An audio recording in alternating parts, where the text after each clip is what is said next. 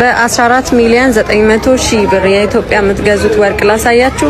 ይሄ አንገቱ በቾከር ሆኖ ረዘም ያለ የእጁም ሁለት ሸዋሊያ እና ደግሞ ይሄ የምታዩት ቀለበት በጣም ነው የሚያምረው። 21 ካራት የባህሪ ነው። የኔማ ቤቴ እንኳን ትንሽ ረዘም ስለሚለኝ ከቻልሽ በጃፖኒ ቢሆን ቆንጆ ነው።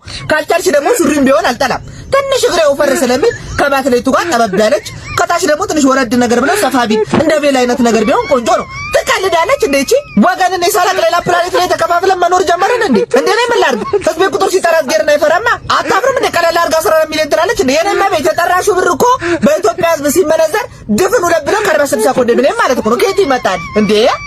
ማህበረሰብ 14 ሚሊዮን ብር አውጥቶ ወርቅ ሊገዛ ይቅርና 34 ብር ከፍሎ እንኳን ለስላሳ መጠጣት አቅሙ የለው። ለስላሳ ቢያምረው ለስላሳ ያለ አስቴር አወቀ ሙዚቃ እየሰማ ተጣጥሞ ይላል እንጂ ከየታም ባጃ ይመጣል። ኧረ ግን ገፊ ይሁንባችሁ።